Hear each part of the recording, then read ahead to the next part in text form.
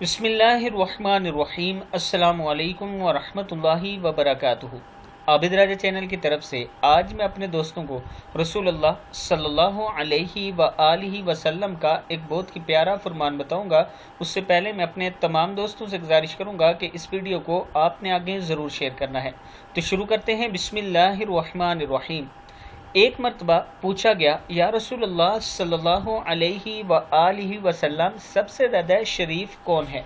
آپ صلی اللہ علیہ وآلہ وسلم نے فرمایا، جو سب سے زیادہ پرہیزگار ہو۔ صحابہ نے عرض کی، ہمارا سوال اس کے بارے میں نہیں۔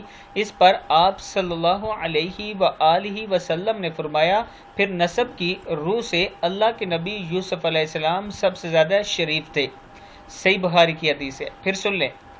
ایک مرتبہ پوچھا گیا، یا رسول اللہ صلی اللہ علیہ وآلہ وسلم سب سے زیادہ شریف کون ہے؟ آپ صلی اللہ علیہ وآلہ وسلم نے فرمایا، جو سب سے زیادہ پرہیزگار ہو۔ صحابہ نے عرض کی کہ ہمارا سوال اس کے بارے میں نہیں ہے۔ اس پر آپ صلی اللہ علیہ وآلہ وسلم نے فرمایا، پھر نسب کی روح سے اللہ کے نبی یوسف علیہ السلام سب سے زیادہ شریف تھے۔